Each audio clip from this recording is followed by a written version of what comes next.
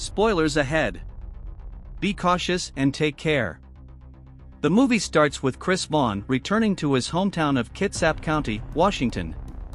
Chris is a former member of the United States Army Special Forces and has been away for a few years. On his way home, he passes by an abandoned mill. Chris feels disappointed to see the mill closed down because it used to be a place where people could find work. The local sheriff approaches him while he is reading the closing notice. Recognizing Chris, the sheriff offers him a ride home, which Chris initially declines. However, Chris eventually gets into the police cruiser after the sheriff mocks his arrest. At home, Chris reunites with his sister, who is now a paramedic. His parents also meet him, and he tells them that he is back for good. During a meal together, Chris reveals that he was looking for a job at the mill, but his family never informed him that it was closed. His mother explains that they didn't want to worry him when his father was laid off from the company. Chris tries to bond with his nephew Pete, but Pete has a lot of attitude and leaves without having dinner. The next day, Chris is repairing the porch stairs when his high school best friend Ray visits him. They catch up, and when Chris offers Ray a drink, Ray declines, mentioning that he has been sober for 14 months. Ray invites Chris to join him in a football game with some of their old high school friends, and Chris agrees.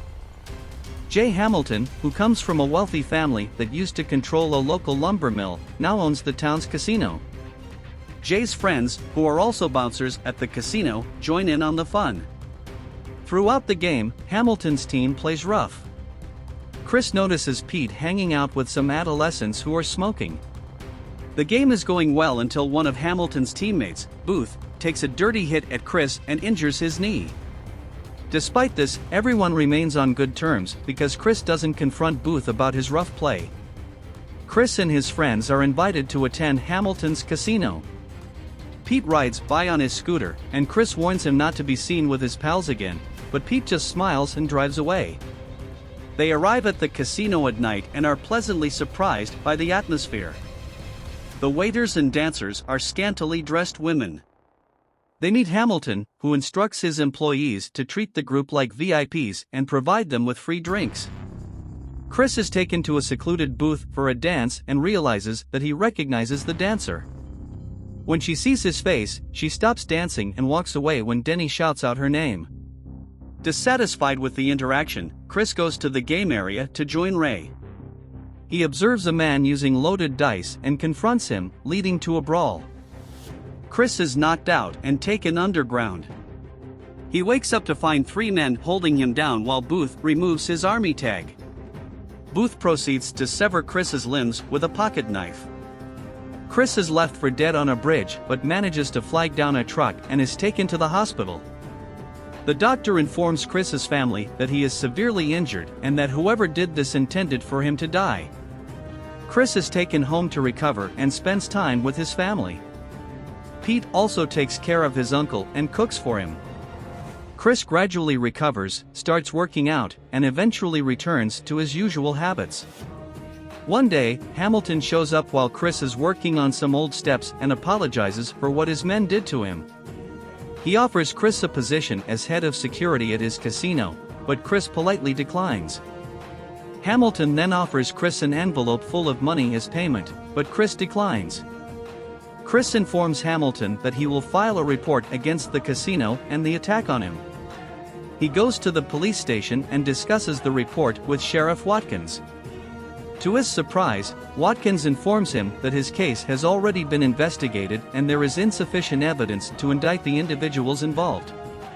Watkins explains that since the mill collapsed, the casino has become the town's sole source of income, making it impossible to take action against the owner. Frustrated but helpless, Chris leaves the police station but warns Watkins that he will reveal everything. The next day, Denny visits Chris. They had a romantic history and take a short walk together, discussing the town and its corruption. Denny jokingly suggests that Chris should run for sheriff in the upcoming elections, and he considers it. Chris also asks about Hamilton, and Denny admits that they briefly dated but broke up. When Chris points out that she still works at his casino, she responds that the rent must be paid somehow. When Chris comes back home, his mother tells him that Pete has died from an overdose. They go to the scene, where Michelle informs them that Pete had been stabilized but was dangerously close to death. She tells Chris what Pete used. Pete's friends admit to pressuring him into taking it. Chris confronts them and demands to know who supplied them with the drugs. The young man is angry and claims they got it from the casino's security guards. Ignoring his parents' warnings, Chris drives home to get his gun and heads to the casino. At the last moment, he changes his mind and leaves the shotgun in the car. Instead, he grabs a club from the truck and enters the casino, smashing the gaming machines. When Jay's thugs try to stop him, he fights them off with a piece of wood and his bare hands. He throws the club through the one-way mirrored window of Jay's office. Chris goes out onto the street to wait for the police and is immediately arrested for assault. Next, he meets with a lawyer to discuss his upcoming trial. Jay appears in court with several witnesses from his casino who claim that Chris attacked them. They argue that Chris, due to his military training, is capable of extreme aggression and appeared out of control that day. Chris notices his lawyer's silence and believes he is also corrupt. He fires him on the spot and insists on pleading his case alone. The judge tells him he cannot request a mistrial, but Chris is determined and reminds the jury and the courtroom audience about the community's pride in the past and how the town would never have allowed a casino to be built. He criticizes the casino for taking advantage of its customers and selling drugs to young people. The court advises Chris to stay on topic and avoid making civic speeches, but Chris reveals his intention to run for sheriff and promises to eliminate the town's corruption. He shows the scars from the injuries he suffered when Jay's henchmen attacked him in front of the jury and the entire court. After hearing all this and seeing the scars, the jury declares Chris not guilty and sets him free. The whole town is overjoyed, and everyone starts cheering for Chris to run for sheriff. Chris has already been elected as sheriff and is preparing for his first day on the job. He gets into his new sheriff's truck and heads to the station. Watkins, a colleague, assures him that the deputies are good and loyal men. However, when Chris arrives at the vacant police station, he fires all of the deputies. Later, Chris encounters Hamilton, who mocks his authority and tries to bribe him. Chris responds by smashing Hamilton's taillight and ordering him to fix it. Chris then visits Ray and invites him to be his deputy in order to dismantle Hamilton's illegal empire. Ray initially refuses due to his history of addiction, but Chris convinces him that his help is needed. Together, they start taking down Hamilton's men and tracking down the suppliers of the illegal substances. They eventually arrest Booth and try to get information from him.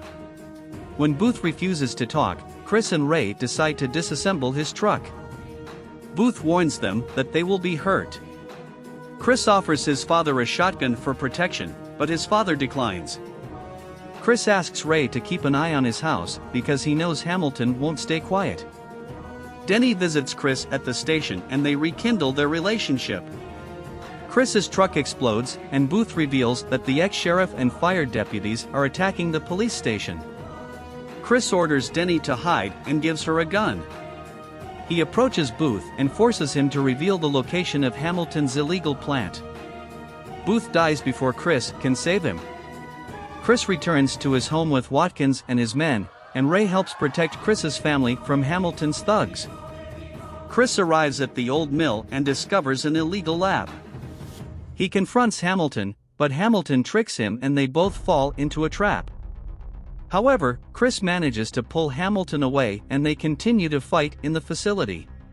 When Chris arrives, his father shoots one of the intruders. Chris then drives to the old mill and assures everyone that they are safe, only to discover an illegal lab inside. He continues to explore the factory and eventually confronts Hamilton. Chris tries to capture him, but Hamilton tricks him and activates a trapdoor, leaving Chris hanging. Hamilton taunts Chris, saying he should have accepted a job offer instead of trying to be a hero in his hometown. However, Chris manages to pull Hamilton away and they both fall further into the facility. Hamilton hits Chris, causing him to fall outside and injure his leg. Chris escapes into the surrounding woodland, with Hamilton chasing him with an axe. While hiding, Chris fixes his dislocated bone, allowing him to fight back against Hamilton.